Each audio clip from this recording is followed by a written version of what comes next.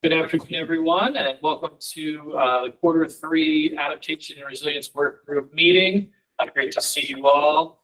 We've got a pretty robust agenda today. We're going to start with welcome and introductions. We'll hear from Charles County about their climate adaptation report card. We'll have a deeper conversation about the community liaison guidebook, get an update from our team. A big part of the meeting, though, is going to be talking through the recommendations. As you know, this is the meeting where we approve any recommendations that are going to go up to the Maryland Climate Change for consideration this fall. And then we will have our standing Office of Resiliency update, and then we will have public comments, wrap up, and talk about next steps. So before we jump into the agenda, I'm going to take call the roll. So we'll start with Delegate Dana Stein. Good afternoon. Good to be here. Good to see you. Thanks for being here. Eric Myers. Bob Allen. Here. Great. Thanks, Bob. Frederica Moser. Here. Thank you. Randy Espinola.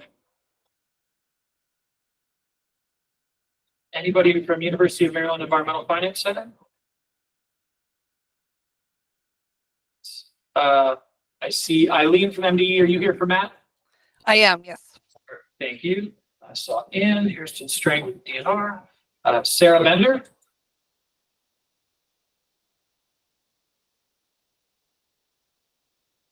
Anybody from MDEP? Yeah, I see. Vanessa is here, but she can't unmute. I was about to say Vanessa should be joining for Sarah, Vanessa Caliban.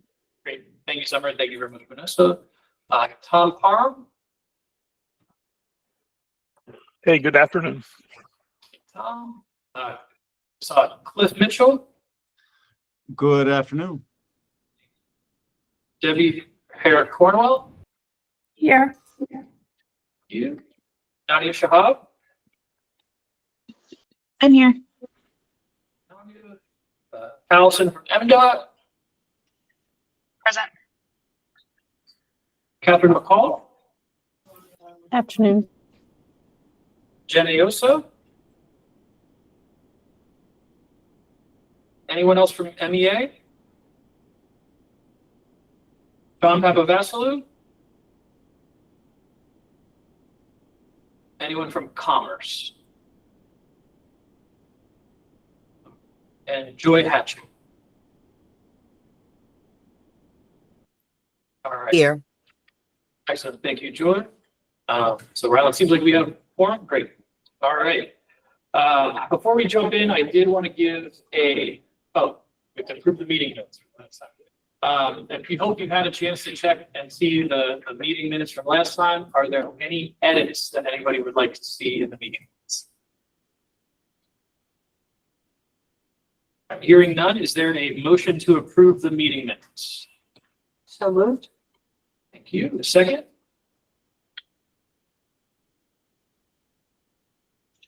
Second. Thank you. So we have a motion by Ann and a second by Allison. The meeting minutes are approved. So I wanted to give a update on NextGen, the adaptation plan. The DNR team has been hard at work developing a system for tracking the plan. We're working really closely with our IT department to prepare NextGen for import into the Smart Sheets program. I know a lot of state agencies and others have access to Smart Sheets and have used them for tracking.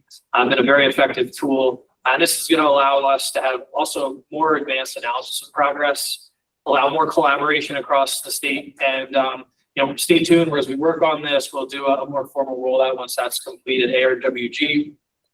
And to help progress some of the priorities in NextGen, we also invite partners to work together collaboratively on initiatives, such as developing increased guidance and training on existing tools and resources for local governments to use in climate adaptation planning, supporting safe transactions in flood zones, and modeling nature-based solutions as a key component of climate adaptation.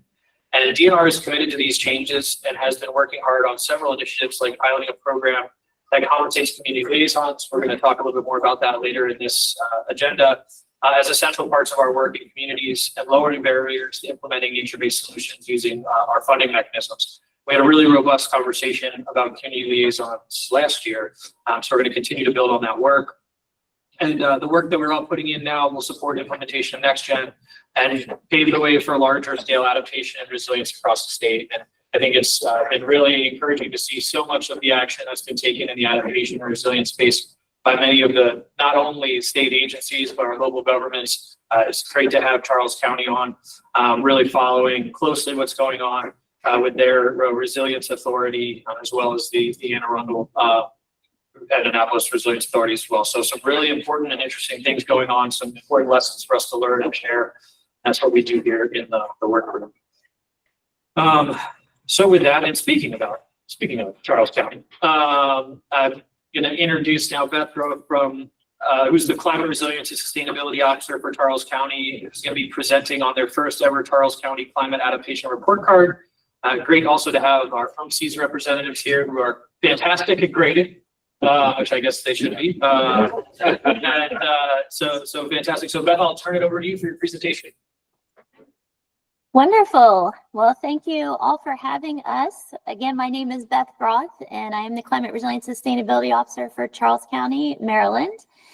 And I am joined today by Dr. Katie May Lauman, the Associate Director of Research for the University of Maryland Center for Environmental Science, or who we often refer to as UMCs. And unfortunately, Stacy Schaefer, our Executive Director of the Resilience Authority for Charles County, was unable to be here today, but definitely wanted to recognize her. She was part of this effort as well. So we are here today to brief the members and interested parties of the ARWG on the newly produced Climate Adaptation Report Card for Charles County, Maryland.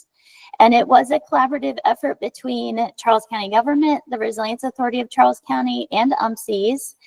However, UMCs is definitely the mastermind behind the work, and shortly I'll turn it over to Dr. Lauman to walk you through the report card.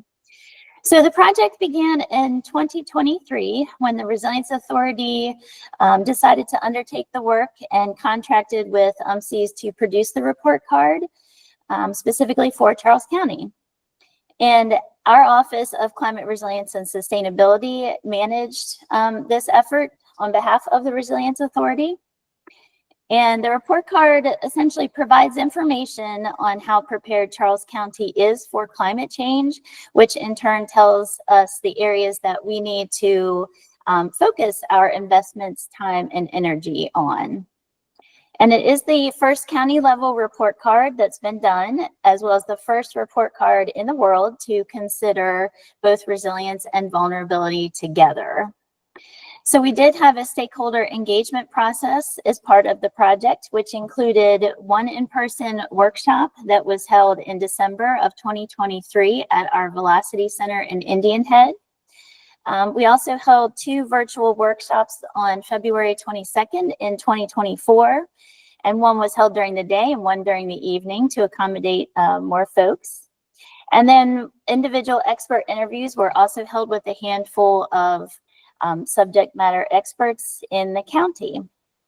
So at this time, I will turn it over to Dr. Lauman to walk us through the report card. Thank you. Thanks, Beth. I'll just have my camera off while I present, and if you bear with me, I will share my screen. Can everybody hear me? Yes. Yes. Great.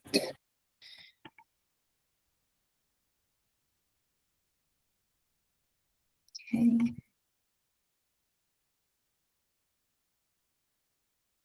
Share and okay. And are you seeing my presentation now? Yes, but it's not. Great. Thank you. So to echo Beth, this was a truly collaborative effort among us at UMCs, the Resilience Authority, and Charles County government. And it was a real pleasure to work with all of them. Adaptation report cards are typically done to assess a community's current ability to withstand climate change threats and events, to tell us or that community what they're doing well and where investment is needed, and to guide prioritization of future investments. And they can also be used to track progress towards improved adaptation and resilience. Katie? Can you hear Yes. us? Yes. Not in slideshow mode. I don't know if you wanted to. Yeah, that it's in slideshow mode on my computer. So maybe if I share, let's see, it wouldn't allow me to share my whole screen, which on my screen it's in slideshow mode. Let's try it one more time, and if it doesn't work this time, we'll just keep going. I can also Okay. share my computer as well. You would just have to tell me when to advance. Okay, let's see. It's not. Is the issue is we won't see when the slides advance. Okay, yeah, it's We just couldn't see the. I didn't advance till she closed out of slideshow mode. yeah, on my computer it says that I'm in slideshow mode. Yeah, do you have two screens? No, I have one screen. Okay, sometimes that can be an issue. So I can share from my computer. Let's just see if that Okay. fixes the issue there. Okay. Yeah, this works. So if you just go to the next slide. Oh, look at that. It's doing the same thing to me. You gotta click the enable editing thing, I think. Yeah. Oh, Doesn't allow you to.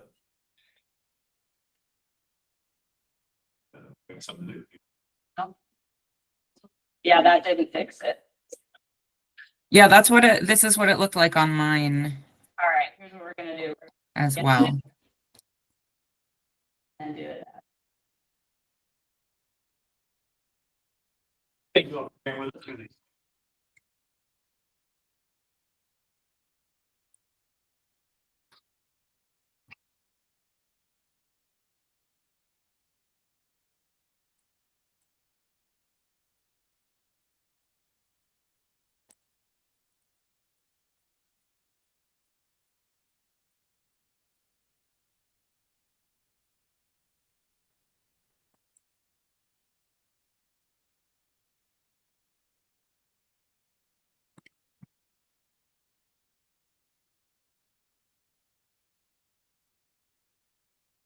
All right, it's in a PDF now, so I don't know if you had animations, but they are gonna be gone.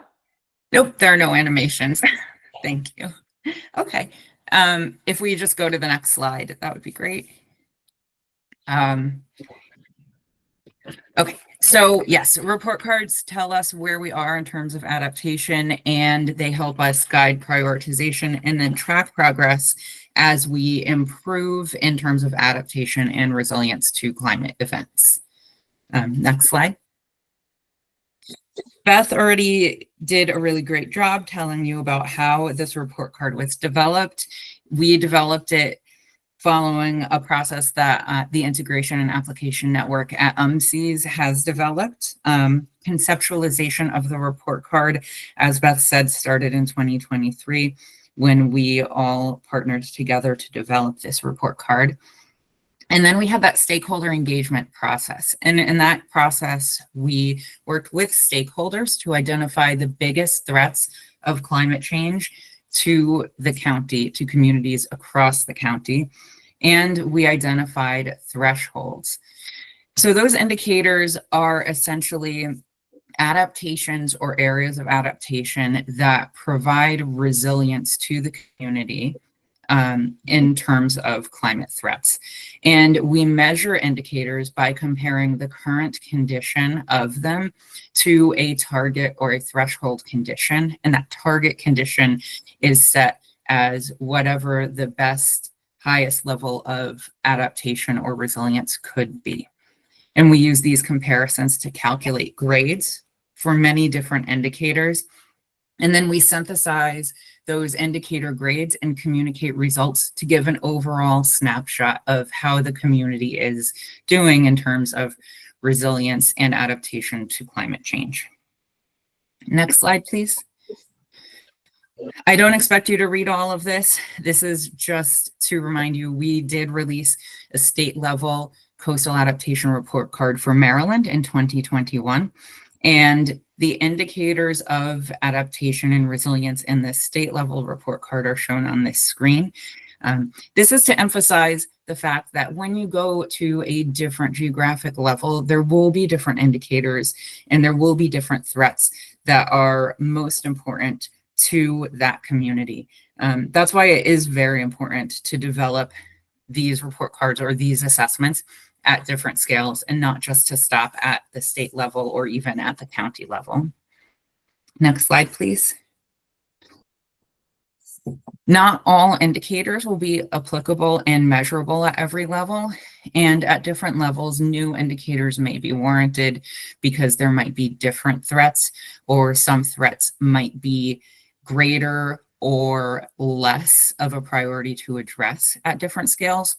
And as was the fact in Charles County, there may be some indicators at one level that don't have a lot of data, but as you move to a finer geographic scale, as you move to the county scale, more data and refined data may be available to better assess an indicator.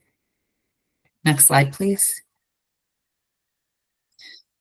So in thinking about that, let's put Charles County into context. Within the state of Maryland, Charles County is extremely forested. It's one of the most forested counties in the state, and it has fewer wetlands than other counties in the state. So wetlands, for example, would be one of those indicators that's less of a priority for Charles County than at the state level. There's also development that is planned across the county that's ongoing, and this development that is planned and that is going to happen is important to take into account when we're identifying what our goals or our thresholds are, when we're identifying what our indicators are for resilience. Next slide, please. So moving from the state level to the Charles County level, we were able to keep some indicators and assess some indicators of adaptation in the same way. And those include the location of facilities that must remain in operation during storm and flood events, the availability of flood maps, preparedness of repetitive flood loss properties for flooding, and business preparedness for disruption caused by climate change events. We were able to refine some indicators.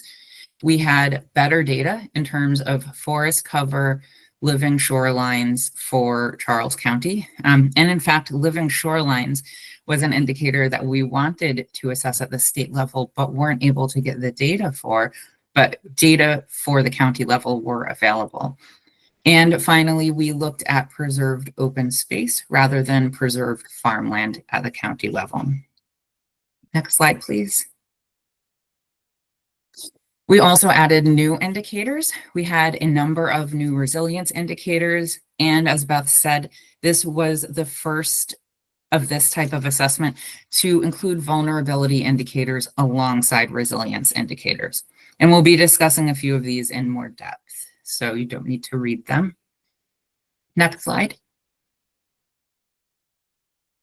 If you look at our score wheel, this shows each wedge in the wheel is one indicator, and this shows the scores of those indicators from a school grading scale of 0 to 100%, where 0 is a grade of F, or the lowest level of adaptation and resilience, and is shown in red. And as you move up to the cooler colors, as you move into the dark green, scores improve. So when you're in the dark green, your score is an A. And indicators with a score of A that are shown in dark green are meeting their adaptation and resilience targets. So those indicators that are shown in dark green are those that convey a large degree of preparedness to the county in terms of climate change threats. And those in red or those in orange are areas where a lot more focus is needed if that indicator is to convey a level of resilience. You can see that we've got 3 categories along the sides of this circle. We have flooding, environment, and human well-being. And each of our indicators are fit into one of those categories of resilience. Next slide. You can see that across the categories, they're doing fairly well. They're all shown in light green, so each category scores a B. But within those categories, we have indicators that score particularly well and score particularly poorly. And some of our best scoring indicators are pervious surface, which is in the environment category, as well as water quality. We have quite a few indicators such as air quality within the human well-being category that score extremely well. And in terms of flooding, Charles County is well adapted in terms of having no critical facilities in flood zones, so that indicator scores an A, and having a lot of insurance as compared to what is necessary in order to withstand projected future floods. The indicators that score more poorly are property mitigation, shown in red, and that is how well adapted or what adaptation measures have been taken for frequently flooded properties. And then the amount of protected waters and equitable access to parks, which provide a lot of resilience benefits to communities, score poorly. So these are indicators where additional focus and additional adaptation is needed and is urgent. And those indicators in yellow, scoring a C, have some level of adaptation and some level of resilience, but more work is needed to get them up to the level where we really want them to be. Next slide. In Charles County, also a first, we scored some of these indicators at the sub-watershed level, and these were for indicators in the environment category and 3 in the human well-being category. You can see each of the sub-watersheds with their score colors here on this map, and they all score within the B or C range.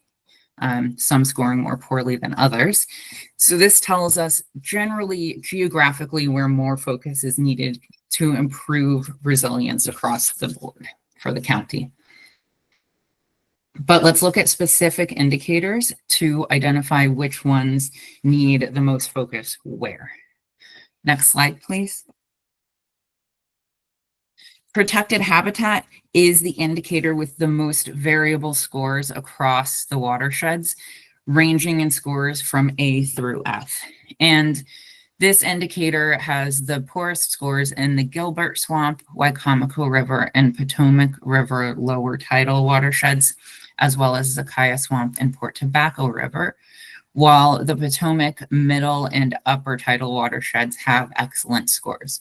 So if the county is deciding where to protect more habitat and wants to ensure that that additional protected habitat is going to convey climate adaptation and climate resilience to communities, these watersheds where the scores are poorest are those that should be the focus. Next slide. Park equity had consistently poor scores across the county, with each watershed scoring a D, which means that this is one indicator where action is really, really urgent and necessary in order to improve resilience across the county. And the county has shown that they really do have a finger on the pulse of how their community is doing, because before we developed this report card, they were already taking action to improve equitable access and to improve the condition of parks across the county. And I'm happy that this assessment was able to show that those efforts are in fact needed and valid. And I'm also happy that this effort can help inform more similar actions. Next slide, please.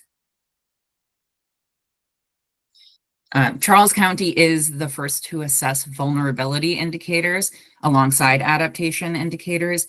And if you go to the next slide, please. Each of our vulnerability indicators corresponds to specific resilience indicators. So you can see in this chart, next to heat tolerance on the right, we have extreme temperatures and heat-related illness on the left. Those indicators on the left are the vulnerability indicators, and they tell us how vulnerable Charles County is as a whole to each of these climate change threats. We looked at, in addition to those temperature-related vulnerability indicators, we looked at drought, which corresponds to our resilience indicator of groundwater management.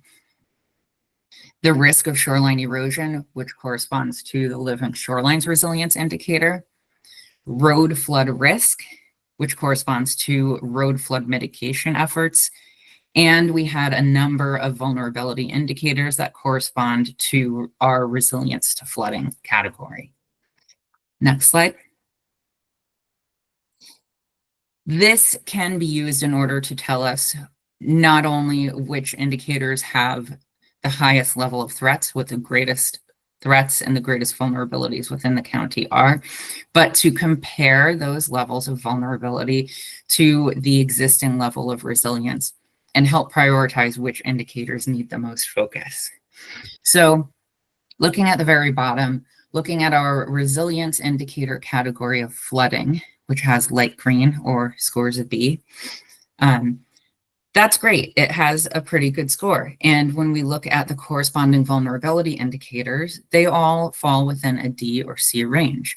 The county is extremely at risk of riverine flooding, extreme weather, increasing flood frequency, and hurricanes. So the risk or the vulnerability is very high, but the county does have a high level of adaptation to help withstand those risks. So while some more effort does need to be taken to get that score up to an A and to get the county to a level where they are as well as possible adapted to deal with these threats, it may not be the most urgent focus. Instead, the most urgent focus, as shown here, might be in building up heat tolerance, building up the community's ability to withstand heat-related risks. And that's because heat tolerance scores a C. There is a moderate level of it throughout the county, but that moderate level of resilience is paired with a fairly severe level of vulnerability. As a whole, people in the county are extremely vulnerable to extreme temperatures and moderately vulnerable to heat-related illness. So taking actions to help with this, to improve tolerance to those indicators that we're very vulnerable to and not quite up to snuff in terms of resilience, would likely be an area of focus. Next slide, please. So, and I think we're almost on time. What's next? Will the Charles County Report Card be an inspiration for the next state level assessment? Particularly in terms of looking at vulnerability and resilience indicators together, this report card has been very, very valuable in helping with prioritizing future efforts. And this could be done at many different levels. It is something that we have done at the community level for 2 different communities within the state. So it shows a lot of promise in terms of prioritization. And next slide, please. Additionally, I'm beginning a study next week. Actually, I'm going on a research retreat to work on assessing which of the Charles County socioeconomic and socio-ecological factors play into which of the resilience indicators. So next slide. I will be analyzing which of the socioeconomic indicators and which other pieces of socioeconomic data we have are most influential to specific resilience scores in order to focus where broader actions and broader efforts may be taken on a societal level to overall improve resilience. Next slide, please. So thank you. And if there are any questions, I think we have time to take some. Yes, we definitely do. Thank you so much. I think, one, I just want to commend you all on the work and Charles County on being a leader. Any you were asking to work a lot of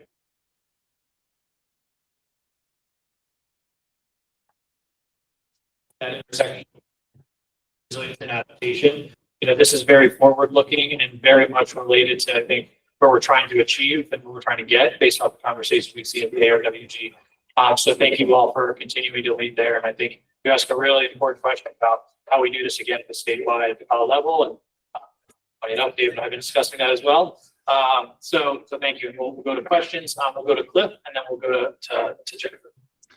Yeah, thank you for a really interesting presentation. Just a methodologic question, or two related questions. One is, how did you assess the health vulnerability for heat-related illness? And was that in consultation with the health department? Was there something specific about the population that makes it more vulnerable to heat than other populations?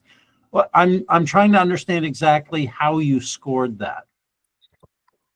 Sure.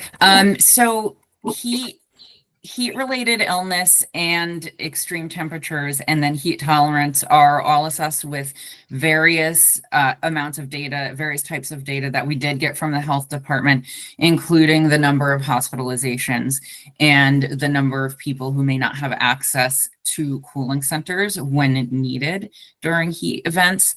And heat tolerance is also an indicator that's assessed by an organization called First Street, and they assess this across the entire country, looking at the census block level. So we combined the First Street data with health department data from the county, looking at escalating numbers of heat-related illnesses over the years as temperatures change.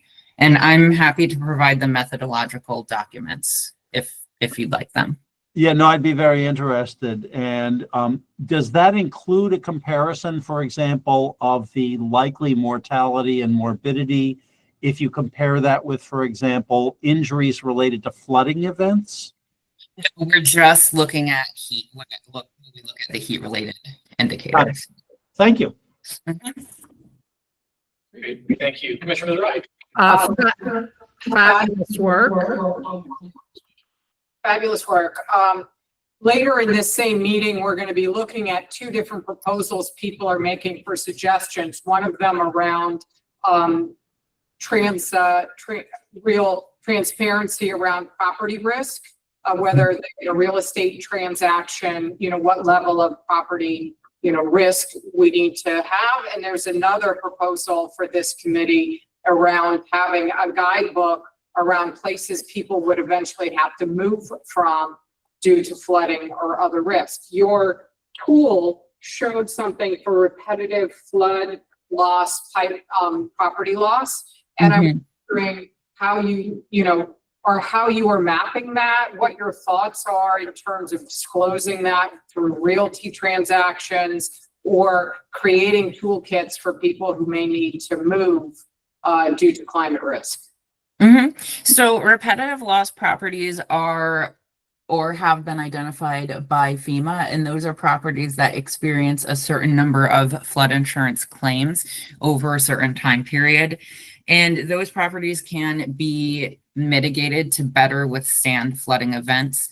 And the county was able to provide us with data on the individual flood risk properties and whether they have been mitigated, and if so, how they have been mitigated. So we looked at whether properties that have had a lot of floods or have had a lot of flood damage have in fact been improved. And it does seem that there are a lot of properties that are repetitive flood loss properties that have not been improved or have not been mitigated for floods. And that is because those properties are no longer inhabited. Some of them have been abandoned or written off as not being financially worth mitigating. These information are very sensitive because they're related to FEMA and they are related to insurance claims. But I'm definitely happy to help in any way with looking at how people can be better informed about flood risk when purchasing properties or deciding where to build businesses or where to live. It's something that I had to do a couple of years ago when I was buying a house. And there are a lot of tools out there, but I think there are some definite improvements that can be made that homeowners and business buyers can look into, or we could work together to combine a few different tools that people can use. Thank you. Any other questions? Dr. Lauman?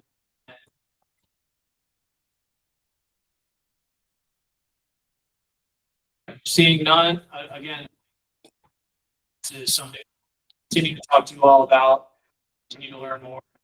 We get further questions afterwards about methodology or anything like that, we will make sure to connect that with you all. Absolutely. Thank you. I'm happy to share methodology or have discussions about any of this. Any way can help the county and the state become more resilient. Thank you. Much appreciated. Okay, we will now move to another part of resilience. Really, when we think about the kind of physical tissue, the social cohesiveness is really how we work. I'm going to turn it over to Alan Taylor to give us an update on the guidebook, which is on ARWG's 2025 work plan. And this is really a continuation of these ongoing conversations that started with that panel. So, Allison, I see your note that we're going in and out. So hopefully you'll just bear with us because I don't think there's much we can do about that right now. So cross your fingers, but the recording will be online later. Okay, so I am going to share, this is very much a draft, so be gentle. But in our ARWG work plan, like Secretary Kurtz said, we wanted to continue the discussions we've been having about community liaisons and how they should be incorporated more into the state's work. And one of the issues that we were running up against consistently is that the state doesn't have very clear mechanisms on how there's a direct state to community liaison payment. It often has to go through a third party, which again is not necessarily a bad thing, but we wanted to take an opportunity to highlight after the conversations we had with DBM on the panel that there are mechanisms that the state can use to engage community liaisons more and work through step by step what that might look like. So I have to have a big shout out to an intern who of course is not here anymore. Her internship period's over, but Elise put in a lot of work putting this guidebook together. She was a DSCI, Department of Service and Civic Innovation, Climate Corps intern, and she helped take what was our notes and put it into a reality. So she's not here, but shout out to her because a lot of the credit is there for making it what it is now. So starting with the table of contents, we really, again, wanted to make this a well-rounded document. This is not just a, how to hire a community liaison. This is also how to utilize these people in a capacity that honors their experience and also informs your project in a conscientious manner. So talking about what that person is, because I know we had a lot of conversations about people who might be confused that a state agency staff member could be a community liaison, but that is different than a person from the community acting as the liaison for their own community. Going over the roles and expectations, what kind of roles might you anticipate this liaison to play in your work? What are those DVM statewide recruitment options? Because there are several that we can utilize with their own pluses and minuses, which we'll go over in just a little bit. The specific contracting and hiring options for these people. Again, there's a lot of different options for bringing these people on as an official employee that we could utilize if that works for the project. Then of course, a chapter on partnering with community organizations, because that's again, a valuable way to find these liaisons and to work with people already embedded in the community. And then going a little bit over this has become kind of a catch-all chapter. I think we're going to rename it, but it's basically things like IT considerations, HR policies, and payment, of course, which is very important, and best practices, which kind of encompasses lessons learned from the panel discussion, but also in conversations with our nonprofit partners who are already working with liaisons. So a big disclaimer that we put right at the front here is that in all of our interactions discussing the guidebook, we're reassuring everybody that this is going to be an internal resource. We are, of course, discussing it here at ARWG, which is an open public meeting, and that is fine. But this is not going to be a resource that can be necessarily adapted for someone like a nonprofit to use for their own uses. This is just to navigate the state of Maryland's current system and to help state employees engage community liaisons better. So keeping that in mind as we're reading through this document. So again, we're starting off with what is a community liaison. We talked a lot in the panel about cultural competency and what those benefits are. So again, you'll see a lot of comments. We've been actively working in here with DBM, and I'm sharing with you a rough draft. We're going into roles and expectations. Again, talking about the roles. These are community members that help us facilitate communication and build trust. What are their roles and responsibilities? Communication is a huge one. Number one, being that primary point of contact. Trust building, obviously, is a huge one. Project monitoring and feedback, support and empowerment, cultural competency and inclusivity. And then just a little bit on expectations, of course, professionalism, reliability, communication, all of this stuff, right? So then we're getting into the nitty gritty, and this is where we've been doing the most work with the Department of Budgeting and Management to make sure we're not speaking out of turn here. So recruitment is referring to how are you finding these people? As you know, the typical state process is posted on the website, stays up for 2 weeks, and then it's taken down and you do the candidate selection from there.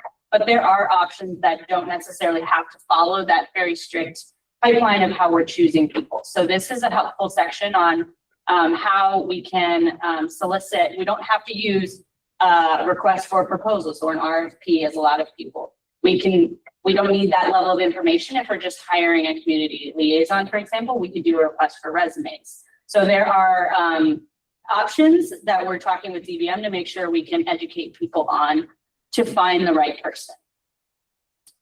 Remaining unbiased is a really crucial section here because, of course, when we're working with these liaisons, we want to make sure we're not allowing our own perspective to generate a different candidate than what is best for the project. So community-based recruitment is, going into those communities, finding those people there, utilizing our online platforms such as targeted social media campaigns are valid ways to kind of drum up liaisons in the community. Direct outreach, of course, if you get a referral from key community members or nonprofits that are already embedded in the community. Again, this is idea generation for everybody to just take these ideas from and pick and choose what works best to help them find the right candidates. And then, of course, we have those traditional approaches, which can still work, like job fairs, open houses, and print media. Some evaluation and selection process notes involving potentially the community in the selection, providing scenario-based interviews rather than the traditional interview process based on experiences. Collecting feedback from the community, because one of the concerns that I vividly remember coming up is that someone who might identify themselves as a liaison might be not who the community would want to be their liaison, and need to be cognizant of that. And again, you see comments on the side here. DBM is looking through all of these things and making sure we're staying within the confines of the state law. Then we're going into those details of the contracting and hiring options.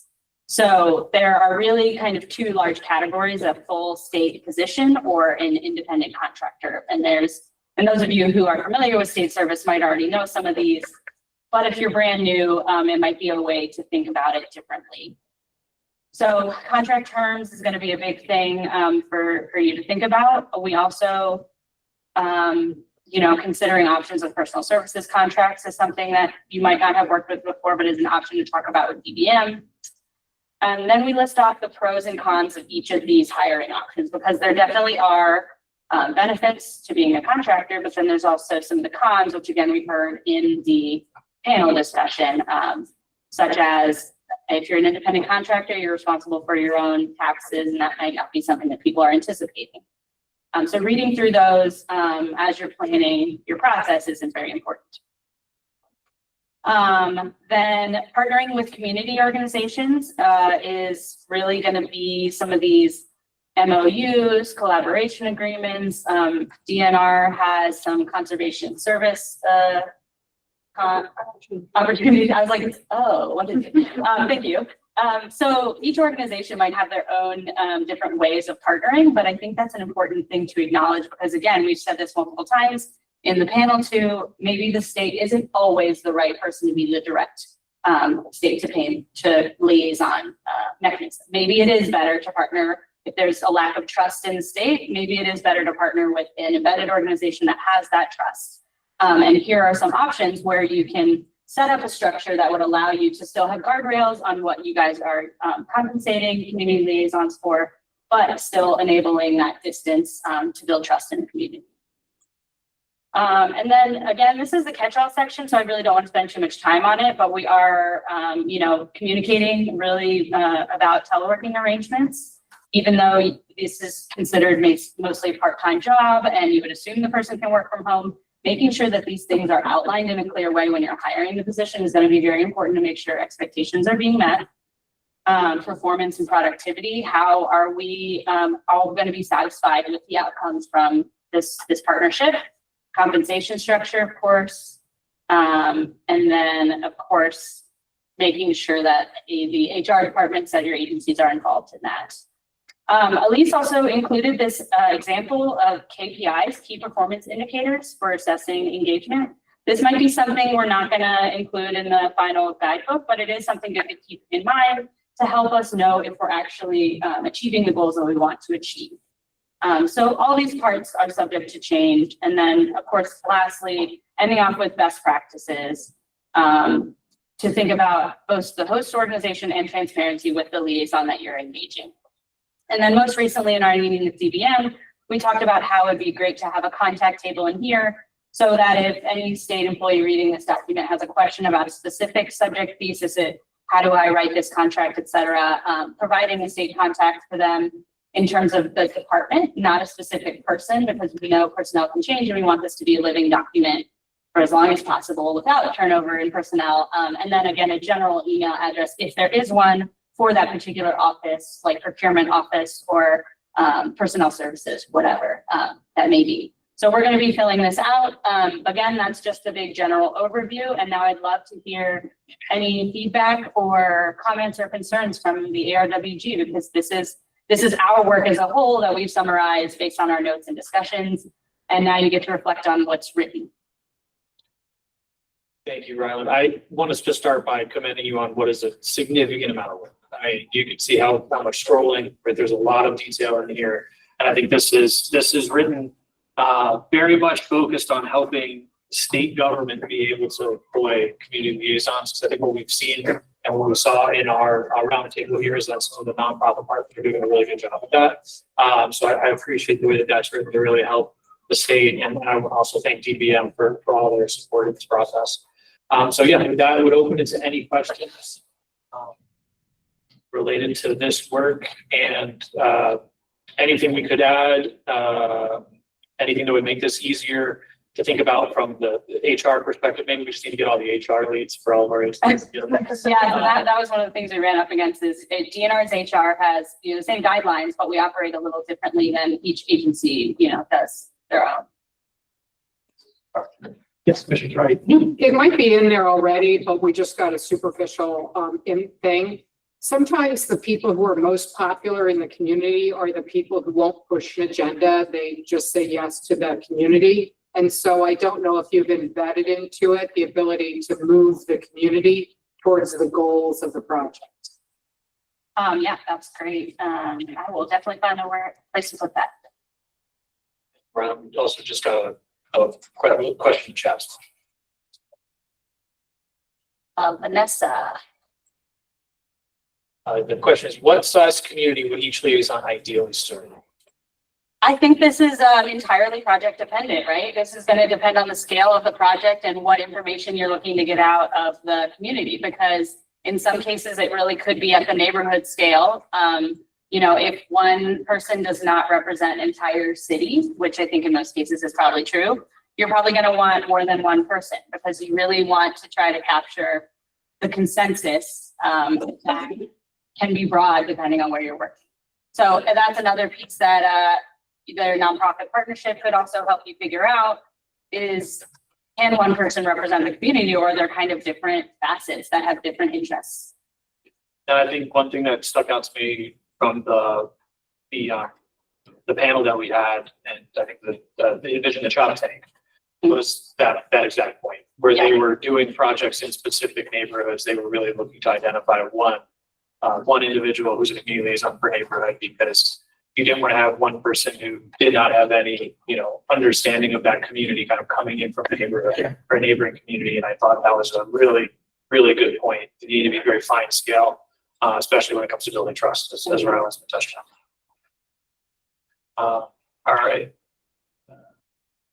There's another kind of comment and question. Wondered if space for a third party, like a local NGO, could support the supervision with a state person or as a mentor. And yeah, I think there's a lot of ways for us in the contracting process to be able to do that. I think that's a really good point, Frederica, is embedding kind of management across not only state agencies, but the NGO partner. And I think that's something too that we did hear about in that panel, the effectiveness of that approach. Having kind of a multiple, I don't want to say reporting lines, but multiple people that they could interface with as the project would be developed. Yeah, I'm going to make a note here too about that shared supervision comment. I think is a specifics of knowing who your supervisor is as a liaison. Maybe not a supervisor in that case, maybe it's a contact. And who your ultimate reporting is, because it could be confusing if you have two people. But if you say, talk to Frederica first, and then Frederica kind of summarizes and reports back to me or something like that. It's important. Does Stockwood already have like some examples? Like, here's how, here was a successful community liaison. And there's differences in agency hiring processes, just a little bit of illustration of, so if we hand this to, say, a new staff member, that you would have some of that. I think we don't yet have an example for the state specifically, state to community liaison directly. We don't. We're hoping to have a pilot where we try that out with the grant that's coming up. So stay tuned. Maybe we will. But right now, our best examples are the community liaisons that have been working with nonprofits. And so I think that it would be great to have an example in there as like a case study. We probably don't have one for everything, but maybe just one solid one would be good. You don't want a million up, but just maybe a few that works like on the different aspects. Because some of them are socially oriented and some of them might be more environmental oriented. And so you would want to be engaging with the liaisons. Yeah, that's a great point. And again, I think we're hoping to get to the place where we can add those in as we do them. And I think that'll be a good opportunity for us in this ARWG space if and when we have agencies that are able to employ this to kind of compare and contrast in real time as we do this. And I'm also hoping that this is a space too that can help us get the opportunities for these positions out into the communities too. So I think this is a really impactful space for the labor to have a role. So I'm really excited about this one. Yeah, and I think the moral of the story is even if we still have difficulties with the direct payments from the state, we want to encourage everybody to think about them as part of the projects, key components of the project that should not be considered just from an outreach perspective, an informational, here's what we're doing in the community. They should be in-depth, engaged more on every project. And so calling them out as much as we can for everybody is also the goal. Awareness, if you will. Any other questions? Okay. Thank you again, Ryland, and looking forward to continuing to move this work forward. And I think it does set up some of the recommendations that we will be discussing here momentarily. So with that, we are going to turn our attention to the recommendations discussion. We've allocated, pretty much the bulk of this agenda to have these conversations. I want to thank everybody for putting in recommendations in advance so that we could have a really robust conversation. We are supposed to submit no more than four. Thank you all. So we'll just keep that in mind. Another thing to think about too, when we think about recommendations, this is also a great opportunity for us to discuss the ARWG's work plan for next year. So if there are things on here, pieces that we really like but might not be ready for a recommendation, we could embed those in the work plan for next year. So I just want to put that out there. I think we have two outcomes from this conversation that I think are always impactful for all of us. So with that, I'll turn it back over to Ryan to facilitate this discussion. Yes. So we got a lot of recommendations. We have ones that were pre-submitted by you all via the Google form. And then we also have one from Commissioner Belton that we're going to hear in a minute to discuss at the group level. So I'm going to share again to remind you, or those of you who may not have had an opportunity to see this document beforehand, it was sent out to the email list. On behalf of MDE, who isn't able to join until after 3, I'm actually going to skip Mark Belton's until 2nd. And I would like to start with this first one. And Cliff, if you're still with us, I know you submitted this, and I would love us to talk about this update to the climate health profile report. Do you have a little background you want to provide? Sure. As you all probably remember, or maybe remember, in 2016, the Department of Health issued the first and only climate and health profile report, which was funded by a cooperative agreement with the Centers for Disease Control. And it represented a partnership between the Department of Health, Department of the Environment, and the University of Maryland School of Public Health.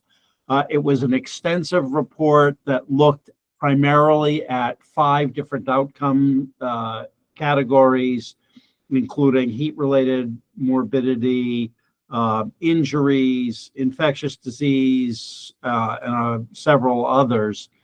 But it has not been updated since that time, despite the fact that we've got a lot more information about both the sort of human health effects that we can anticipate and are already occurring with climate change, and the fact that we've got a lot more systems and data with which to work. So the challenge for this report has always been that although people, based on surveys that we've done and other people have done, talk a lot about their concern about the health implications and health impacts of climate, it's been very difficult for them to figure out how to incorporate health into adaptation decisions, mitigation decisions, because they don't really have tools or examples how to do that. Planning agencies, others have found it difficult to use health data in any meaningful sense when deciding between different adaptation strategies.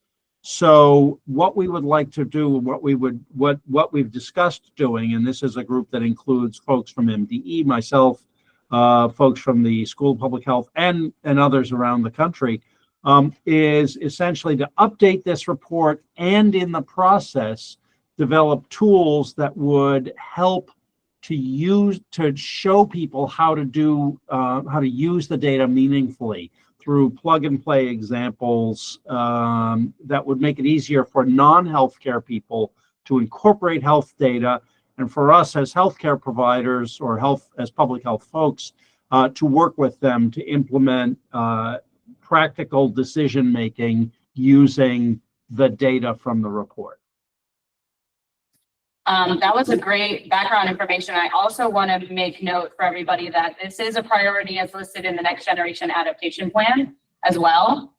So achieving this would also, help achieve the plan goals. Does anybody have any thoughts or comments on that? I like this one a lot, Cliff. I think it is something that has been really hard to, as you said, quantify in these conversations, but I think it's a really important driver, right? I mean, I think when you look at resilience, it really is that intersection between human and environmental health. And I think we have a lot of indicators that we're comfortable with in the environmental health space. Environmental kind of quality, not human, but the environmental space. And thinking about how we build that in, and I'm kind of going back to the presentation we just had from Charles County, is thinking about that in the context of vulnerability, so that we can be proactive. Would that be something you would see as part of that assessment or analysis? Very much so.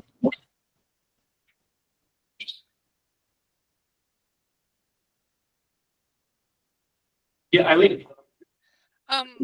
So Eileen Glad from Water and Science Administration of MDE. I'm just curious, who are you working with at MDE on this one? Allison, Jaden. Okay, gotcha. And Chris Beck. Okay, yeah. Very other side of MDE for me. I just want to make sure I get it in my notes. Well, yeah, no, I mean, I pretty much work with, I think everybody at MDE on a pretty much regular basis. This particular discussion has been in the context with Chris and Allison, but has come up in numerous other contexts, such as environmental justice and sustainability, and water and septic with Lee Curry and others. So, yes, and. I want to also provide that I think Cliff did a great job of following the format that's required of the recommendations this year. But next steps will be for the ARWG membership only. I will be making sure anything that's discussed here is formatted in the correct format for submission and then gets voted on in the correct format if we have more than 4 that we want to put forward, so that we prioritize what goes and what doesn't. So I think Cliff's is one that is mostly ready to go, but we will adjust any others that need it. And so Rylan, from a process perspective, we'll go through all of these and then at the end come back and make decisions on what we want to advance. Is that your? I am assuming we won't be ready to decide today. And so I had sent the members, you should have received an email from me with our timeline coming up here, where I will turn around recommendations by Friday morning to the members to vote by the following Wednesday, which I now forget, September 3rd. Thank you. By the end of the day. So that really is, with Labor Day on Monday, that really is a 2.5 day turnaround. So asking for everybody's attention on that voting, and then they are due to the commission on the 4th. So we will get them as quickly as possible to you Friday morning. Yes. So I have a question for Cliff, actually, in terms of this recommendation. The controller has done her first ever report on the cost of climate to the state and did have an inventory of health costs. And so I'm wondering if you had read that report and if you want to look at your recommendation for your text to see if you want to make it more refined as to how yours is different than her report and whether or not you're going to offer solutions. So, for example, we know 30 people just died from heat this summer here in Maryland. Are you going to offer in your report specific, affordable, actionable ideas for how to solve that? Or is it just going to be an inventory of problems?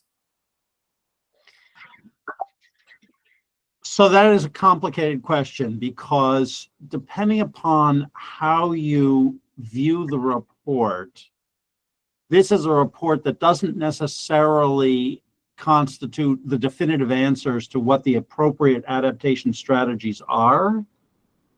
It's to provide the state with the data with which to make a series of decisions around specific health objectives. Now, I'm not saying no to that. I'm simply saying that the view of this is that it's not meant to be a report which says, these are the health problems, these are the solutions, these are the specific adaptations that we ought to be doing. It's to provide the framework for that decision-making process, because that's what we're missing. The controller's report may have looked at the sort of first level of health effects.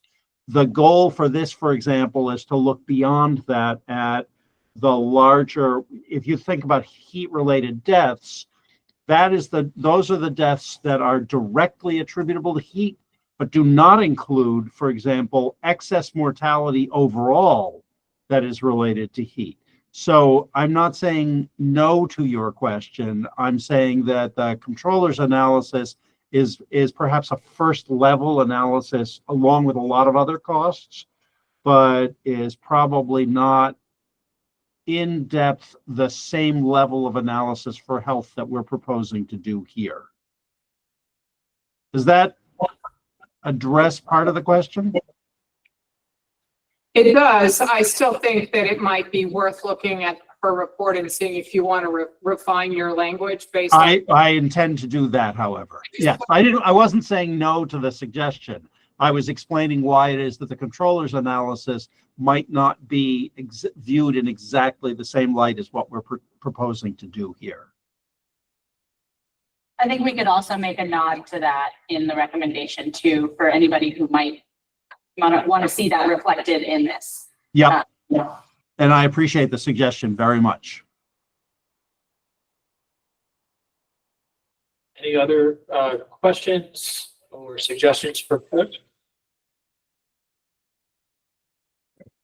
Okay, so I'm now, if we have Mark Belton and MDE on board, can I get a hello? Hello, this is Paul Emmer from MDE. Yeah, Rylan, we're here. Thank you. I don't know if Commissioner Belton is here. He was prepared to be here. Our college from Charles County still on, or do you know if Commissioner Belton's able to join? I'm still on, but unfortunately I do not know about his schedule. Are you, Beth, are you able to speak to the recommendation? No, I am not. Okay. I'm sorry. We can We'll kick just it keep going to and the end. Yeah. We'll come back. If he pops on, we'll pay attention. Okay, so recommendation number 2 is a little bit longer, and that is one where we're probably going to have to condense if we want to move forward with it. But this is around creating a work group or subsection to assess what a community relocation program would look like in the state of Maryland. So this is kind of a big task, and community relocation is the heart of it, and essentially wanting the state to focus on that. And without reflecting on it too much, I want to just open that up to a group. How does that feel about ARWG moving that forward as a recommendation?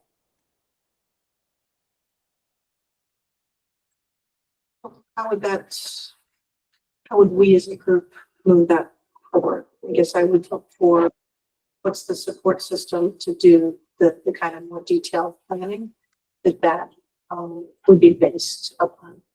Right. Who are the right people to be working on this?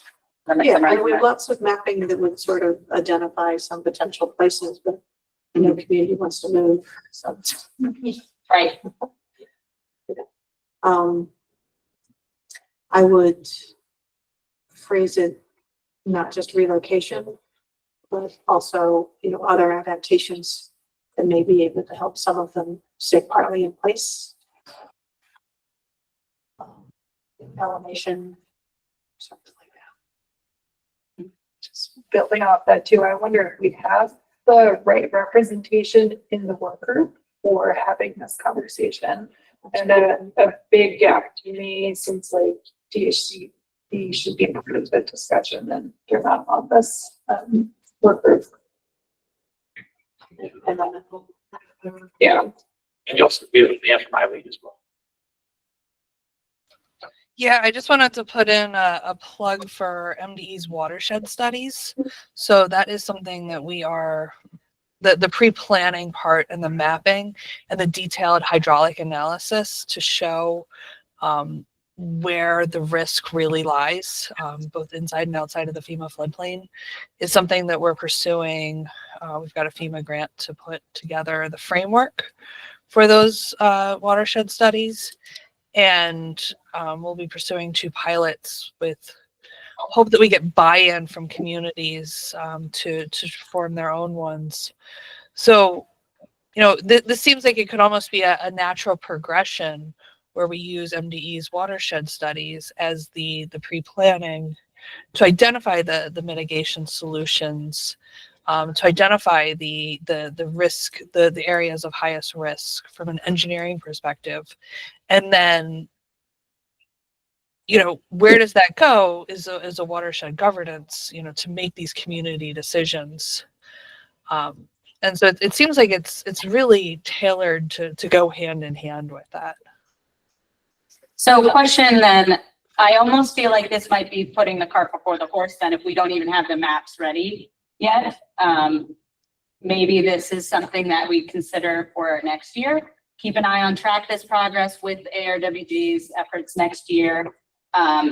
Thinking about community assisted relocation, maybe getting the right people in the room, inviting a conversation with DHCD and other parties, and then considering this down the road, but maybe not this year. And I think there's also, Ryland, in that vein, maybe it is a work plan idea, because we know that other states have gone through processes to look at relocation. So I think we could also, I think we've done a very good job of bringing in robust speakers. So maybe we also identify another entity that has gone through this process of relocation, and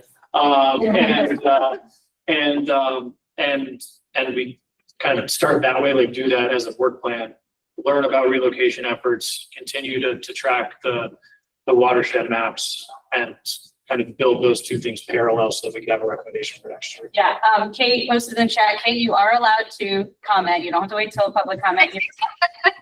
So you can see what we're talking about. Okay, thank you.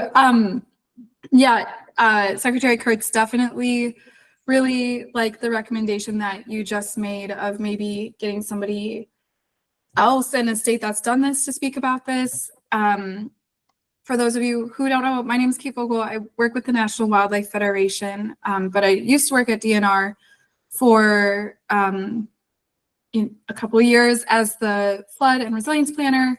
And I would often get questions when I was on site visits about, is the state going to make us relocate? Or are you going to tell us to move? Or, okay, you just showed me all this sea level rise and flooding data.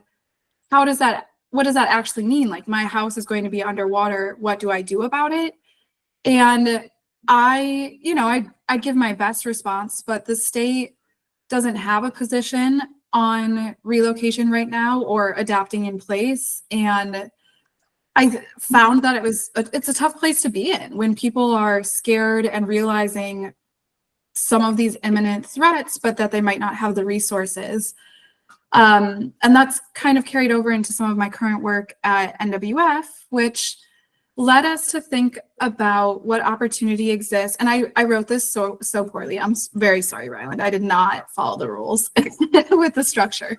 But, what opportunity exists for a nonprofit to convene a space for state agencies to share information, have these conversations on, why or why not do we have community relocation or assisted migration programs? What would we need to get those into place? And how do you implement those? So that's something that we're currently talking about. And we actually have a grant proposal or letter of intent in that we're waiting for feedback on to see if we could get some funding to start these conversations with state agencies, such as the state of Maryland, where we'd hopefully bring in like Maryland Insurance Administration, Department of Housing, Natural Resources, Environment, Energy Administration, to just really create a space for everyone to talk about, what would this look like for the state? And then you kind of have that, you have the political pressure of the state creating a response taken off of you, because ideally that would be the case, but what opportunity comes from a nonprofit convening that rather than at the state level? So anyways, could talk about this more, but just wanted to provide some additional context. That's really helpful, Kate. I think, to me, this does sound like a good work plan item, because there are so many components to this. Identifying the right partners to be involved, I think learning from experiences. So I think if everyone's comfortable with it, we can put.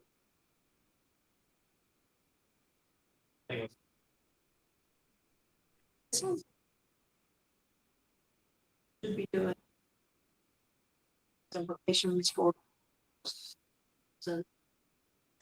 So, yeah. Facilitate discussion, work on getting the right people to the table. Yeah. We'll work with Kate. All right, I will scroll down. Okay, so this is a recommendation that centers more on connecting people to climate education using the things that they're seeing in real life. The things that they're seeing, like increasing in mosquitoes and changing climate patterns, using those as platforms to talk more about climate change, and revamping more of an organized climate education program like we've had in the past. How does everyone feel about that as a recommendation? And a more structured climate education program? Just a clarifying question. So, would the envisioning be, this is a, so the work group would create a set of climate related kind of educational materials, or there would be a creation somewhere within state government, there'd be a creation of a program for climate education? I think I'm. Yeah, and that's one of the things that some of these are missing is a specific charge. So I don't know if the person wants to speak to it. I'm not calling anyone out in case they want to be shy and not speak to it. Any ideas about who would be charged with this? Just give me an opportunity. Okay.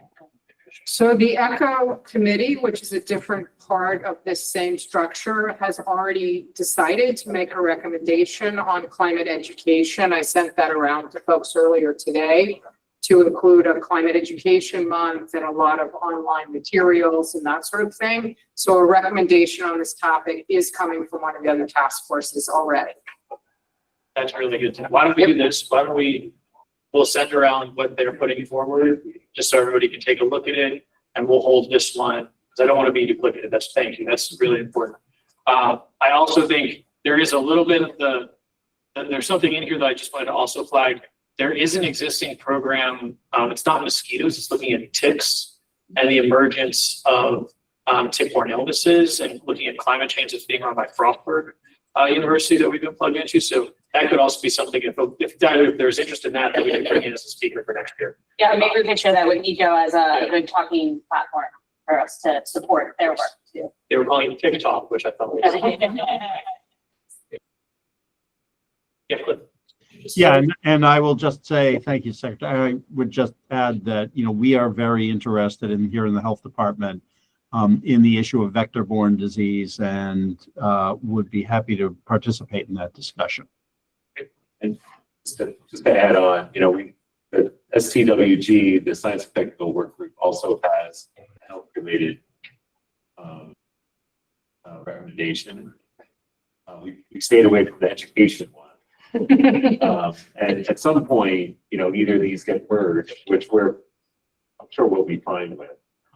And many of the work groups will be fine with, as long as these recommendations move forward that are robust and strong, and may have a better opportunity for, action in the future. So you're saying it overlaps with the first one that Cliff talked about earlier? Yeah. But I don't want to take time away from you guys settling on your own recommendations, but the STWG. Well, you're going to take it away from us. No, that's right. The STWG, that includes vector-borne diseases, heat illnesses, and some other. Okay. And also like PM 0.2 or 2, I'm sorry, it's just escaping me without front of me, Yeah. particles in the air. Yes, so that is a great flag that one might already be covered too. And Frederica, thank you for calling that out. The Outdoor Learning Partnership was created by executive order by the governor, and is run jointly by Department of Education and Department of Natural Resources, is working on this, looking at kind of our environmental education focused on water quality and getting kids outdoors, as well as climate education. There's a summit every year, and we've had some really, really interesting and really good conversations in the local school districts, some significant increases in climate education, and I think Georgia County deserves a big shout out here. They've been really on the vanguard of this, so appreciate that shout out, and I think providing more regular updates from us on that might also be helpful for this context. And one of the ECO co-chairs is Outdoor Learning Partnership. All right, moving along. I put these two next to each other. So we had two that relate to next gen. The first one is about the formally adopting the next generation adaptation plan to develop Maryland's commitment to climate adaptive actions that address current climate impacts to secure a healthy future for the state's natural, human, social, and economic systems. And then that additional charge to develop a public facing tracker that promotes Maryland's progress on the climate adaptive actions. I think that here again is missing a charge about who, but I think we can probably fill in that DNR is going to develop the tracker since we're already working on that in-house. But whoever submitted this, or does the group want to make a suggestion? Are we suggesting that the General Assembly formally adopts next generation adaptation plan? Are we? Yes. Yes. Going that far? Yep. So obviously the next gen plan has been out since August. I think the initiative here is to make sure that people remain aware of it and are dedicating staff time and attention to making progress on it. And so we need a little more beef behind the plan itself, not just having it out there and sitting on people's shelves, but encouraging people to make meaningful progress. Yeah, I think one of the challenges will be that funding was not identified for everything in the plan. I think, putting that forward is a good idea. I do think that I'm a little bit worrisome about that actually getting approved. I would recommend maybe bifurcating this and say formally adopt and create a tracker. Because I think if we don't get the support for formally adopt, I think the tracker is the next best thing, frankly. So I would maybe keep them as separate would be my recommendation, so that we can have a tracker for things, if things that are not funded are not moving forward as quickly, we still be able to track the work that is going on, and also help, I think, make the case for some of those things that don't have funding. Okay. It's like you've been sitting in on these commission meetings and know how they go sometimes. Once or twice. All right, yeah, so the number 5 was another next gen one, but it also charged us to track progress on next gen and gave us a little example from Washington, which is great. And I would maybe put DNR create a dashboard. Yes, that one. I think I'll mesh that one in together. Both the tracking ones will become one. Great. Okay, so number 6 is take actions to enhance flood risk disclosures in property transactions to reduce exposure to hazardous conditions. Maryland currently has a D rating for flood risk disclosure, according to the Natural Resources Defense Council. The existing disclosure form has many exemptions and does not contain information about flooding risks that may be essential for potential home buyers. Make state tools and resources available to property buyers to increase their understanding of potential flood risks. Now, again, this is also going to be one we need to identify who we are charging with this action. But I think there's a lot of good supporting evidence here for we need to make progress on flood risk. Which we heard a lot about from Charles County, so it kind of teed up this suggestion very well. Does anyone have any thoughts on, again, RWG putting this forward as a recommendation, beefing up our flood risk? Just so I'm clear, I think, so there are some realtors that actually do provide this information, but not all of them do. So I think pointing to maybe the ones that do also in this would be helpful. Well, I have 3 sentences. That's not going to happen. That's 3 sentences. Okay, that's a good point. I will reserve that in my comments at the comment. We're allowed to provide background information for the discussion at the commission level, but it won't be included in the. So. Yes. It does seem that a lot of it is summed up really in the last sentence of the recommendation, make state tools and resources available to property buyers to increase their understanding of potential flood risk. Mm-hmm. That seems to really sum up what the state can do. So I don't know if the rest of it is needed. Instead, it could just be a sort of an explanation on why this is important. So maybe the charges to state agencies to make those tools and resources available. Right, to make them available, transparent, and even advertise it. So the state already has something requiring disclosing whether a property is in a FEMA floodplain. And You'll see MD flood maps listed on numerous. I bought a house in the last year, and I signed 3 different documents that identified MD flood maps to consult with. I believe that this one, there's some other states that have taken initiatives regarding repetitive loss properties. So currently it's not required to disclose flood history, whether you're in the floodplain or not. You do not have to identify if your house has flooded. And so that's something I think New York has gone to. I think some other states have as well, about requiring disclosure of past flood events.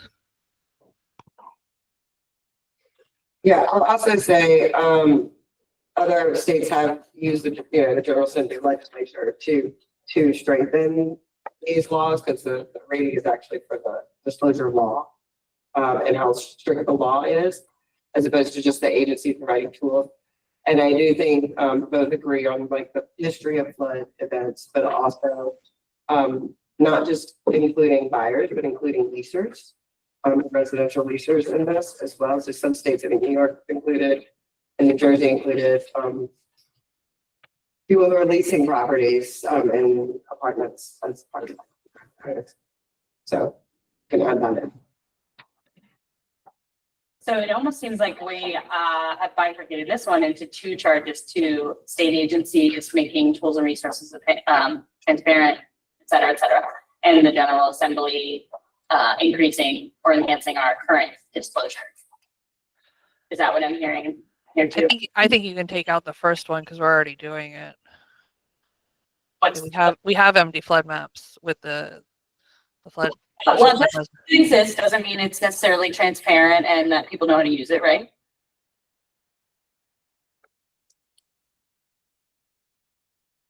If anyone has a question of how to use it, you can email me. I'm just playing devil's advocate here. You know, part of what I think I've heard from a lot of agencies is just making sure our tools are obvious to people who aren't seeing them every day or using them every day. And so I think there's always ground we can cover, even though you're doing an excellent job. I think maybe there's more ground to cover in terms of flooding risk in real estate transactions, I think is the point. I mean, I can talk about mapping at length, and I don't think you guys want to hear that right now, but I'd really like to work with you on this one because it's not going to be an easy one to obtain cheaply or defensively. I don't think we're asking to make a new. I think is that where we're getting confused? We're just wanting to point better to MD flood maps. Okay. Okay. Yeah, that's a possible. That's a lot more reasonable. But I'm pretty sure it's already in the real estate disclosure requirements in Maryland. So we'll have to do our research. Yeah, we've kind of looked at it, and it's not required. But interesting.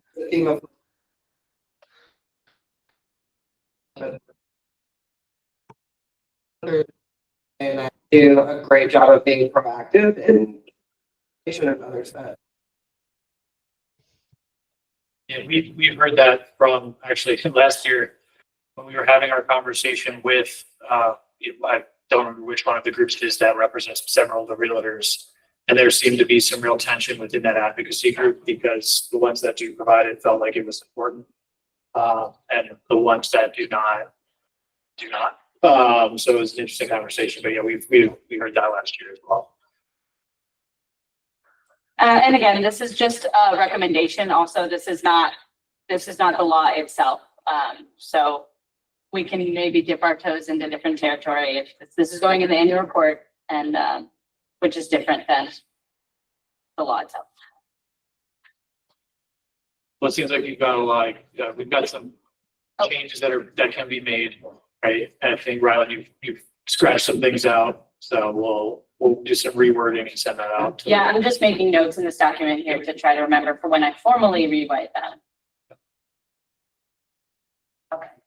All right, anything else on flood risk disclosure before I prematurely move?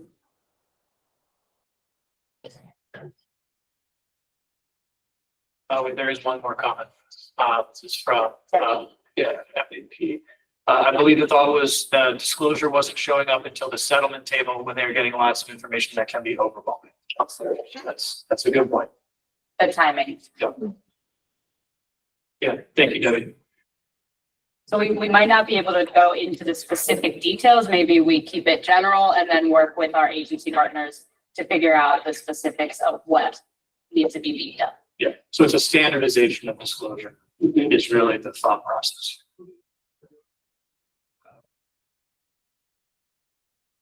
All right. Okay, number 7, and also our second to last one, I guess, if Commissioner Belton doesn't show up, we will do our due diligence and kind of discuss it on his behalf. So that's been socialized at the work group level. But before we get to that, number 7 is to pilot a community liaison program to better understand and recommend improvements to the mechanisms to DBM that need to be established to elevate local participation in state initiatives.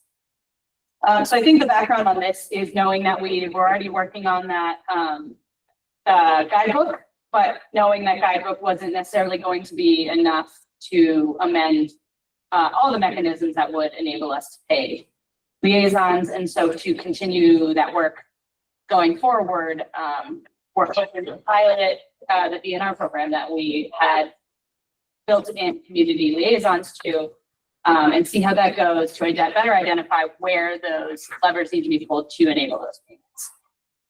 I think that this gets a your plan of, do we have examples in that guidance? And right now we don't, because there aren't examples. So this would be a chance to test this out, see what needs to change, see what we need to document in the guidance around these liaison relationships, and bring that to the work group.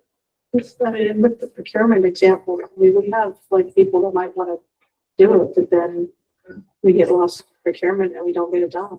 Yep. And DBM is Department of Budget and Management.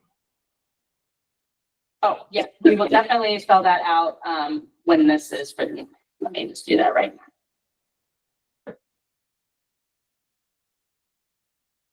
now. So I guess in the interest of charging someone with this is another DNR task. I see. So the charge is that DNR will pilot this. Any thoughts on how that feels as a recommendation from the whole group?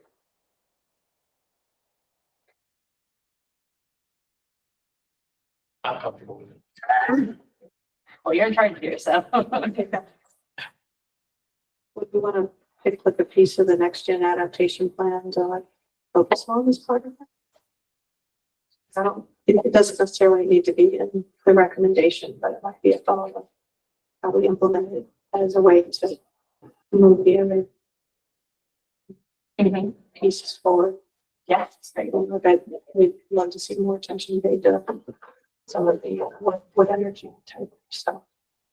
And need to really help a lot of understanding about like how it fits on community and meets air quality regulations before you can just. I think that's going to be dependent. The pilot program is around the climate pollution reduction rate, so it would have to align, I guess, with those. Oh, that aligns because that's really aligned with forest restoration and being able to afford the restoration and having markets. I mean, it ties the restoration and the economy stuff together. This is a way that we want to do it. Yeah, yeah. Okay.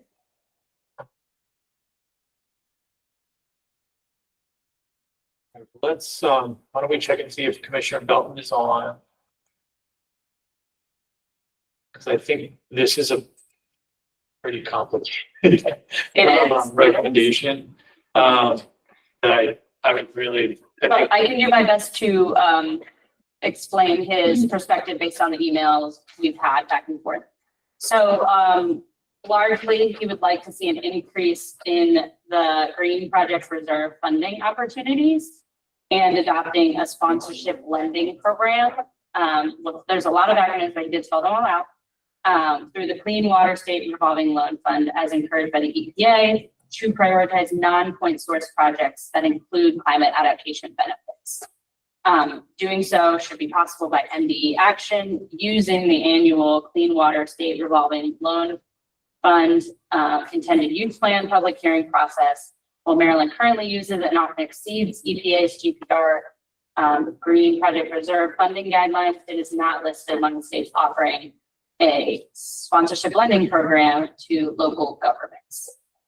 So now I know MDE was aware that this was coming in, and they had also some points that they would like to make. Would anyone like to speak on behalf of MDE?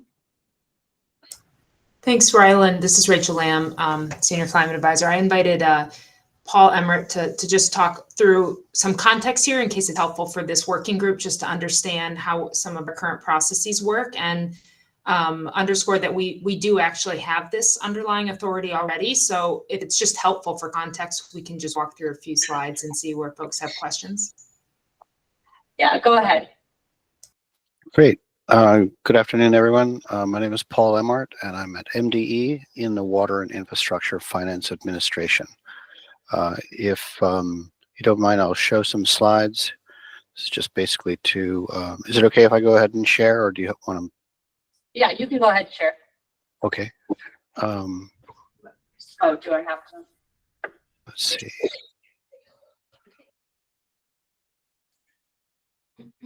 It's okay. Great. Just tell me if you can see this. Yep, looks good. Okay, great.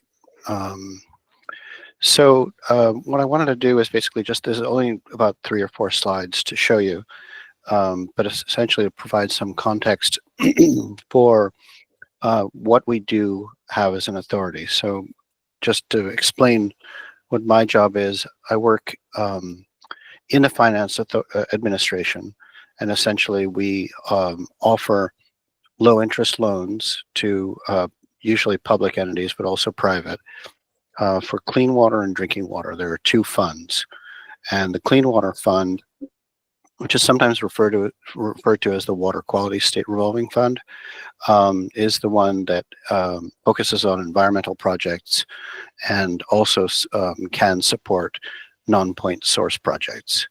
But just to give an idea of what that fund looks like, essentially in this slide, all you really need to do is focus on the green boxes in the middle. It's called revolving because what we do is we receive federal funds from EPA, and then we allocate them according to, after the applications have been submitted, we evaluate and rank the applications, and then we select borrowers, and the borrowers that we select are published in a document called the intended use plan, meaning that's what we intend to spend the funding on. And it's in 2 forms. It's in loans, that need to be paid back, and also in a binding document, which is a loan called principal forgiveness, which is basically a term of years where it's part of the loan, but in the end it is forgiven. And that's sometimes a percentage of the full project cost.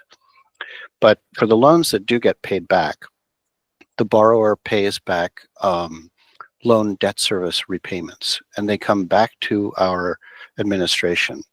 So we get principal and we get an administrative fee, and that contributes to the pot of money that we have. The administrative fee is usually used for salaries and administrative costs, but the principal that comes, the interest that comes back, it builds the actual pot. So each year our fund grows, and when the federal dollars are put in each year as seed money, they are then returned. They lose their federal character, but they come back as repayments to us, and they become available for new projects for the next year. So each year, the Clean Water SRF overall budget grows. And that's an important point when we go to talk about sponsorship. Maybe I'll wait until the end for the questions because I'm worried I might not see them all. But generally, we do have the authority to have a sponsorship lending program. And I've been in the program for a few years, but I don't believe that we've actually had a project. But in concept, it is available, and there are a number of states in the US that do it. The concept is very basic. The green bars in this slide are that's basically the principal amount of any loan. So looking at the green bar on the left, the loan is the green, and the black portion is the principal and the fees come back. So interest, I beg your pardon, interest and fees. So in a sponsorship relationship, there's essentially a breakout of that black box. So that portion of interest that would normally come back to our administration is divided so that the smaller black, I'm looking at the column on the right-hand side, the smaller black portion is the interest that comes to our program. And the blue is that amount of money which is sort of segregated and advanced to support a non-point source project, let's say like a wetland. Generally speaking, when we give loans, we do basically a financial capacity analysis to find out the creditworthiness of the borrower. And we want to make sure that we're not providing a loan to, say, for instance, a town, a municipality, or a county that cannot afford it. We don't want to, saddle someone with a loan for 30 years. That's the up to 30 years is the term for clean water loans, if they can't afford it and there may be a risk of default. And usually the public entities like municipalities and utilities have no problem whatsoever meeting the financial criteria because of the fact that they have ratepayers and users that they charge service fees to, that revenue stream comes in on a regular basis. And so they have considerable resources that they can rely on to take the loan in the first place. But for things like non-point source BMPs, wetlands, stream restorations, things like that, or anything that a community might want to put in that doesn't have that revenue stream, it becomes almost a barrier, impossible to get a loan because there isn't, that revenue stream to pay it back. So this relationship pairs the nonprofit, let's say, that wants to create a wetland or something like that, with a project that does have that revenue stream, and it allows the funds to support the non-point source project without any complication, because it's tied to the loan, which does have a revenue stream. So you might ask, okay, well, does the wetland need to be near the place where the loan is being taken out? So let's say if you are the city of Salisbury, I'm just picking something at random, or and you wanted to support a wetland on the eastern shore, would the wetland need to be near it? It doesn't have to be near it at all. This is just a contractual arrangement. And so it could be, something like a wetland in Frederick. But the key thing here is that it's one loan agreement, but it contains two projects. One is going to be paying back, but the other one is not going to be paying anything. And you might ask, okay, well, what's the incentive then for the one that's paying it back to support such a thing? Because obviously, why would anybody who's taking a loan in Salisbury want to support something that's happening in Frederick? Not that that's the logical direct connection, but people do ask these kind of questions. And so what I'm going to present is just a hypothetical to show how this might work and be an incentive for both parties. And I'm taking my information from an EPA training video that was done in April 2017. I've put the link here. And you'll have a copy of the slides. It's easily accessible on YouTube, but it's actually a very interesting presentation by Michael Curley of this same idea. And he's advocating for a sponsorship program to support forested land and conservation projects in general. So that's one thing that I recommend to everybody. Here's the hypothetical that I have. So we just recently closed a regular loan in the amount of $21 million. And you need a certain a large capital project in order to have a large budget. And 21 is not enormous, but it's a fair size. So looking at this table, what I'm trying to present is the idea that if we did go forward with a sponsorship lending project, let's say for instance we wanted to raise $2 million, we would start with the regular loan of $21 million, which is being offered to, you know, a municipality or a county. This one actually was Howard County, I believe. The interest rate was 1.9%, and the term was just under 30 years. And the total interest that the county would pay over that course of time is $6.2 million. So there would also be an additional amount, 1.3, which would be for an administrative fee that comes back to the MDE. So in total, just reading across that first row, if the county borrowed $21 million, it would wind up repaying $28.5 million. And that's... Yes? I hate to cut you off, but we also need to make sure we reserve time on our meeting agenda. Of course. I think you made a great point that this is a really good program. And I think the heart of Commissioner Belton's argument is just that, like you said, state or locals aren't using it. And so maybe raising awareness is what he's looking for here. And I don't feel a certain way personally. I'm just trying to argue his point. Okay. And I think, Rylan, maybe what I would recommend too is Paul, we'll send him that presentation that Very good. You link there, and we can encourage him to follow up with you if he has specific questions. But it does sound like the program that he's looking for is in existence. Yes. Maybe helping them understand how to use it would be the right thing. So I don't think this moment rises to the level of a recommendation from the work group, but I think would be a helpful follow up on our end if Paul and Rachel, if you all could. We can connect with Belton, but I think sending him that presentation would be the best step. Great. That's perfect. Thank you so much. Sorry to cut you off there. I just noticed. No. I understand that completely. Thank you. Thank you very much. All right. We're going to go to the Office of Resilience update. Summer, if you are on.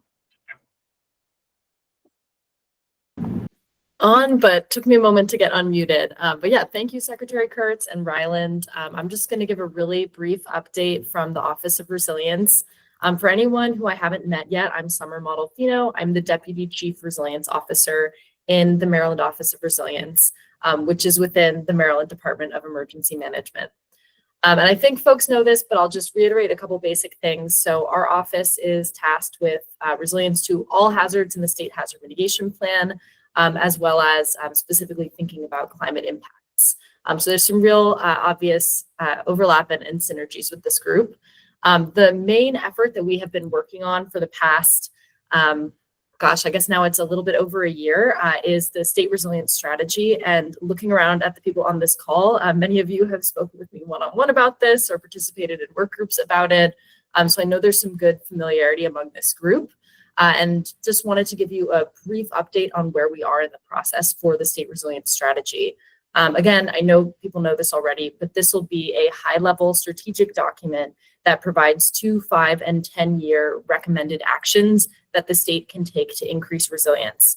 We are very focused on actions that can be taken by state agencies, and using the 2, 5, and 10-year lens allows us to think about both the things where agencies are already working on something and have secured resources, as well as some of the more ambitious types of goals and recommendations that might have that 5 or even 10-year timeline.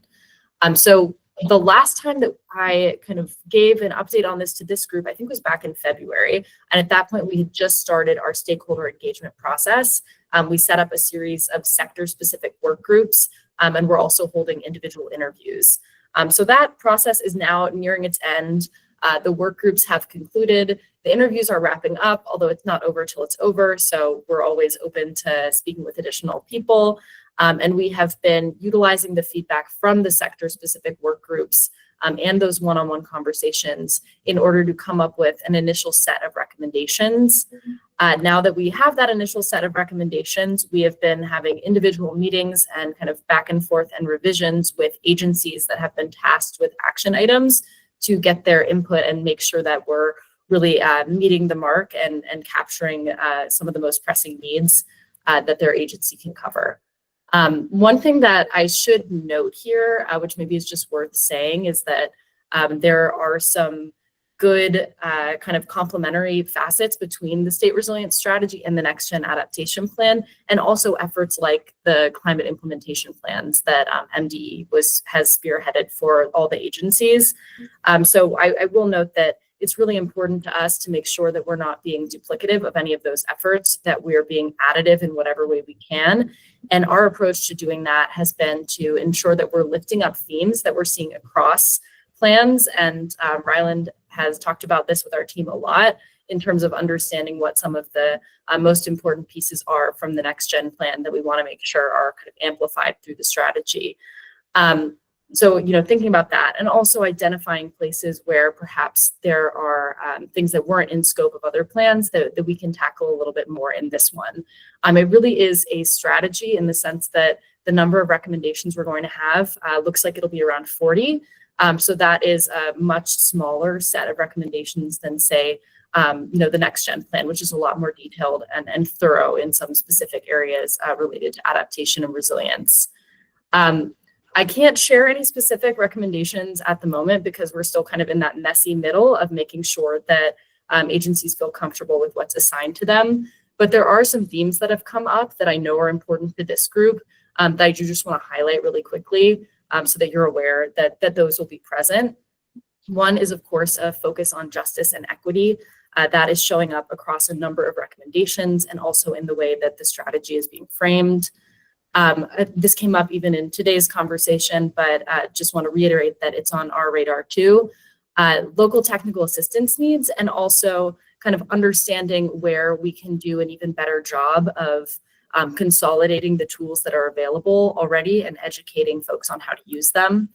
And then another topic would be thinking through partnerships and novel financing approaches, knowing that there's even more kind of uncertainty in the funding and financing landscape for resilience these days. So with all of that said, we are really kind of in the heart of putting together this strategy with the plan to release it early next calendar year, so early 2026. And we will have more information over the coming months about what that rollout will look like and additional kind of input and feedback opportunities that will exist before then. But the last thing that I'll say here is, you know, just a big thank you to everyone who is a part of this group that has participated and shared your feedback. We really, really appreciate everything that you've shared with us. And if you want to connect further about this, definitely feel free to reach out to me. And I see we've got something in the chat. That is a great question. So in terms of emergency plans, every county has a hazard mitigation plan. But the question about resilience plans, I can get back to you on like a percentage answer for that. We have been putting together an inventory of local plans that touch in some way, shape, or form on resilience. I think the percentage would probably be relatively low for plans that are kind of explicitly and like standalone resilience plans. But the overall like percentage that's captured by resilience, hazard mitigation, and other variations would be much higher. But can definitely get you that info and chat offline about it. Great. Thank you very much, Summer. Appreciate that. And thank you guys for your continued work on this. So as you said, it's so important, right, how it dovetails with next gen and the overall resilience strategy, which I know is critical for all of government approach to tackling it. So thank you, and we appreciate you guys continuing to be regulars on the agenda. Okay, so we are going to end the meeting today with public comment. If you are a member of the public who would like to make a comment, please put your name in the chat and we will call on you. Please try to limit your comments to about 2 minutes so we can make sure that there's enough time for everyone.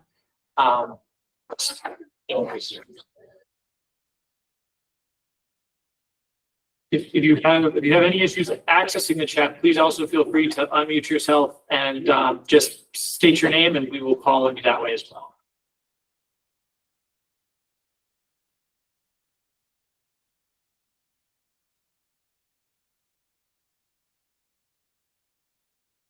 Okay, not seeing any hands or anyone coming off mute. We will wrap with, just want to thank you to everybody for their participation today. As Ryland said, please be on the lookout next week for the recommendations to vote on. Provide your feedback as quickly as you can so that we can turn that back around by the 4th to the Climate Commission. The next meeting of the Adaptation Resilience Work Group is going to be December 3rd, same time, 2 to 4, also a Wednesday. And it will be both here in person at the Department of Natural Resources as well as hybrid online. So thank you for everybody's participation, and I hope you have a great rest of the day. Thanks, Mr. Secretary.